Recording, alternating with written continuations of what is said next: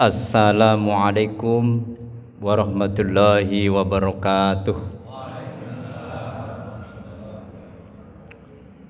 Alhamdulillahilladzi anzala sakinata fi qulubil mu'minin liyazdadu imanan ma'a imanihim. Asyhadu an la ilaha illallah wa asyhadu anna Muhammadar Rasulullah. Allahumma sholli ala nabiyyina Muhammadin wa ala alihi wa ashabihi ajmain. Qala subhanaka la ilma lana illa ma 'allamtana innaka antal alimul hakim. Ibu-ibu, suara saya terdengar, Ibu? Tes. Kalau terdengar itu saya ayem. Nah, kadang-kadang yang sok protes ibu-ibu, kok ceramahnya lama banget ya. Nah, maka saya akan tanya dulu biar tidak ada dusta di antara kita ya. Ceramahnya pilih lama atau dangu, Bu? Enggak ada pilihannya. Pokoknya jelek mandek ngono ya. Bapak Ibu, perkenalkan, saya itu aslinya petugas muadzin Masjid Al-Buruj. Nah, Masjid Utara jalan ini. Jadi kalau ada suara adzan, Allahu Akbar, Allahu Akbar. Nah, tapi saya sering telat datang, jadi enggak kebagian waktu adzan. Jadi jebolan muadzin. Terus jadi imam ya Pak ya. Harusnya imam lebih di depan ya Pak ya. Nah, baik, sebagai perkenalan, alhamdulillah saya bersyukur pada malam hari ini diberi kesempatan untuk bersilaturahmi di hadapan jamaah sekalian. Mudah-mudahan kedatangan diri saya ini nanti ada manfaatnya. Jika tidak ada, dibuang jauh-jauh. Jika ada, lain kali diundang lagi. Mumpung kesempatan masih gratis. Bapak Ibu yang dirahmati Allah, ini malam yang ke-28 ya Pak ya?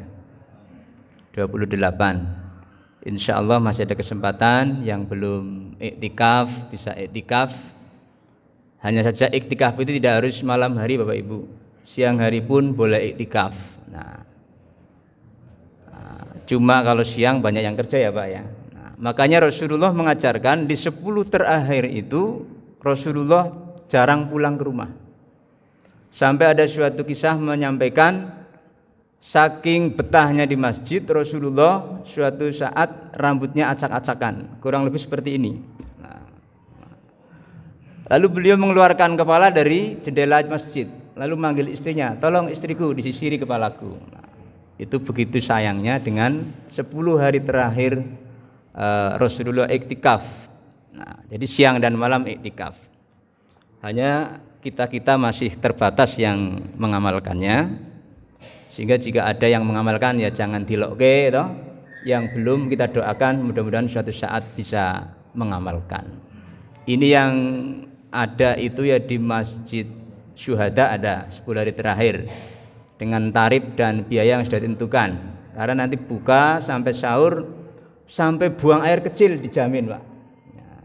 Di lingkungan masjid semuanya. Nah, kemudian di Masjid Jogokaryan juga ada, Masjid Dwi juga ada. Jadi banyak yang menyelenggarakan. Tapi kalau iktikaf 10 hari terakhir di masjidnya sendiri dijamin sering didatangi istrinya. Kok nggak pulang-pulang Pak? Nah, itu depan belum disapu rumahnya. Misalkan. Jadi kalau mau iktikaf 10 hari terakhir harus keluar mencari masjid yang memang ada program untuk itu.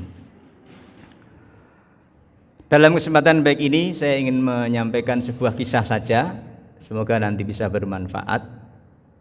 Bahwa pada suatu subuh Rasulullah kehilangan salah satu jamaahnya. Nah, biasa tahu pemimpin yang hebat itu sebelum mulai jadi imam sholat itu dicek dulu jamaahnya dari ujung sana sampai sini. Nah, kalau saya ini tutup kendang, yang paling sana hafal Pak Tris. Nah, yang paling sini Pak Agus. Paling sini yang nomor 4. Nah, karena saya sering minta uang ke beliau. Nah, tapi tahun ini libur ya Pak ya. Nah, libur setahun. Nah, ternyata ditemukan ada satu jamaah nggak kelihatan Pak, yang bernama Sya'ban. Nah, Rasulullah kemudian tanya, Ayuhal ashab, aina Sya'ban? Hei sahabat, mana Sya'ban? Nahnu lam ta'rif, kami enggak tahu ya Rasul. Baiklah, sholat subuh pagi ini kita coba tunda beberapa saat sampai Sya'ban datang. Ditunggulah. Iqomah pun agak diundur. Begitu ditunggu beberapa saat nggak kelihatan juga, akhirnya Rasulullah memutuskan udah kita mulai sholat saja. Karena waktu sudah semakin siang, nanti keburu matahari terbit. Dimulailah sholat. Allahu Akbar. Sholat itu diawali dengan takbiratul ihram, ditutup dengan salam. Selesailah sholat subuh. Assalamualaikum warahmatullah. Dijawab nggak Bu? Tidak dijawab ya. Salamnya imam sholat jangan dijawab. Kalau dijawab kacau nanti. Imam salam, jamaahnya bilang waalaikumsalam warahmatullah. Nah, jadi ada dua salam yang tidak perlu dijawab. Satu salamnya imam sholat, yang kedua salamnya orang masuk ke kuburan. Kalau masuk makam kok jamaah di kuburan sana menjawab waalaikumsalam, pasti jenengan lari balik. Nah, ini dua salam yang tidak dijawab. Tapi kalau salam yang lain bahkan dihalalkan mencuri, yaitu mencuri salam. Misalkan suatu hari kita bertamu ke tempatnya, wah ini yang kondang ini, tukang cat kendeng Pak. Assalamualaikum Pak Ketos. Nah, Pak Ketos baru di belakang nggak dengar. Nah, tetangganya Pak Tris dengar. Waalaikumsalam warahmatullah. Ini namanya Pak Tris statusnya mencuri salam. Nah, tetapi itu sangat diperbolehkan. Nah, salam itu bukan untuk Pak Tris, tapi yang jawab Pak Tris. Selesai salat subuh, lalu Rasulullah berdiri lagi. Tanya lagi. Siapa yang tahu keberadaan Sya'ban? Sahabat diam semua karena emang nggak tahu. Lalu mencoba bertanya lagi dengan pertanyaan yang berbeda. Siapa yang tahu di mana Sya'ban bertempat tinggal? Pojok sana ada yang jawab, saya tahu ya Rasul. Baik, jika di antara sahabat ada yang tahu, mari setelah kita selesai berzikir, kita berkunjung ke rumahnya Sya'ban. Nah, pada waktu itu belum ada sepeda motor, belum ada apalagi,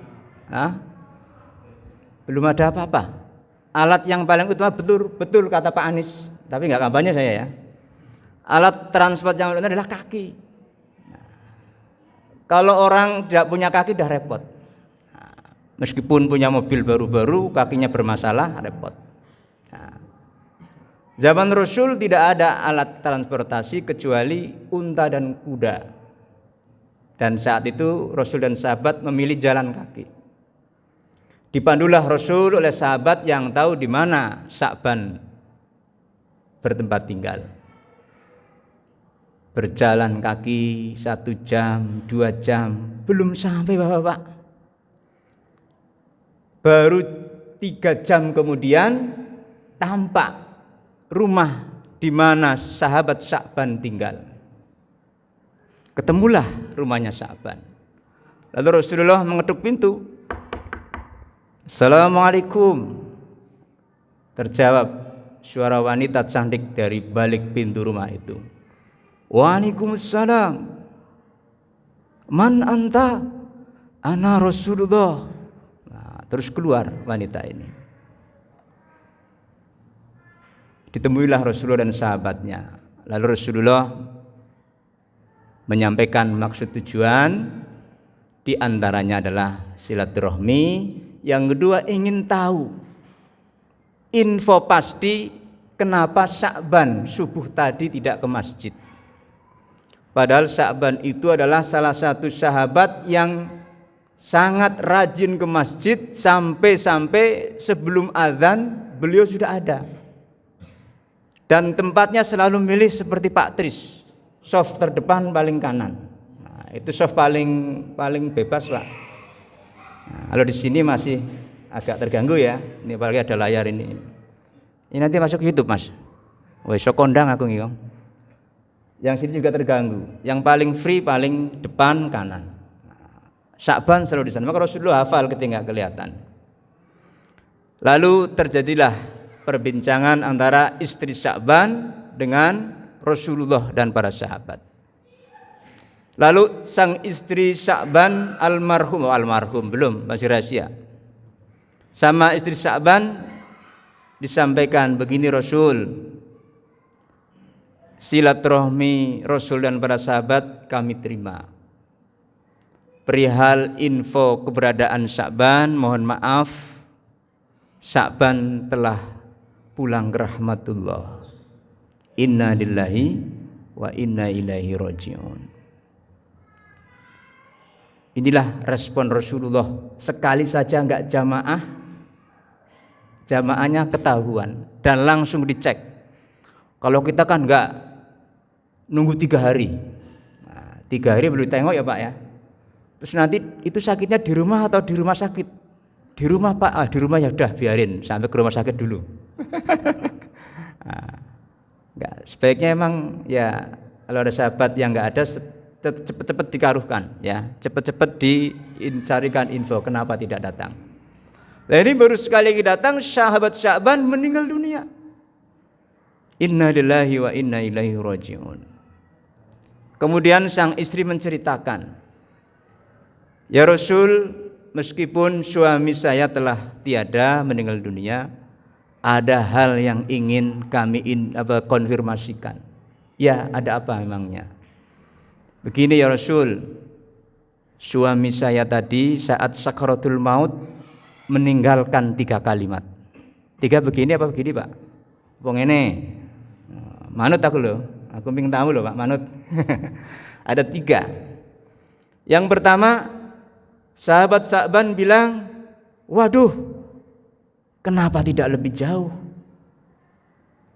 Lalu yang kedua, waduh, kenapa tidak yang baru? Dan yang ketiga, waduh, kenapa tidak semuanya?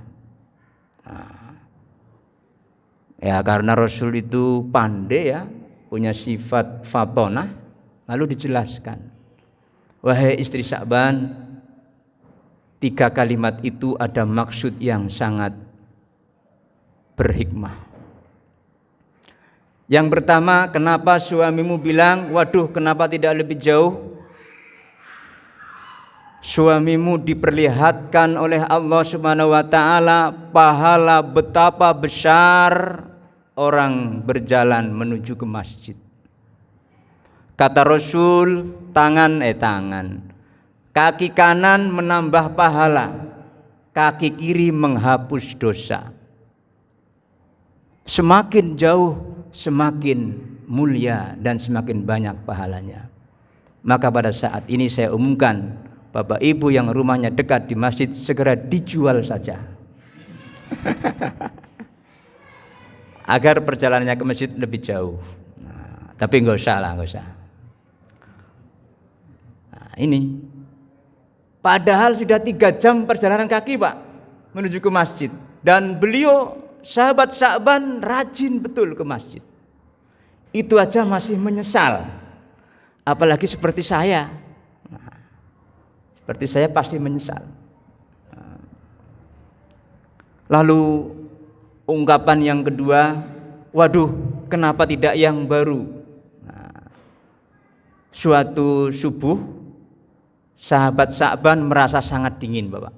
Karena suhu di Arab kadang memang panas, kadang dingin sekali. Coba yang sudah pernah ke Arab, nggak usah 7 jari. Oh sudah pernah semua, alhamdulillah. Jadi kalau pas dingin di sana dingin sekali. Karena apa? Pepohonan jarang. Nah, waktu dulu, kalau sekarang sudah lumayan banyak. Nah, cuma saya pernah tanya, satu pohon di sana itu untuk merawatnya bisa untuk menghidupi orang Indonesia 5. Nah,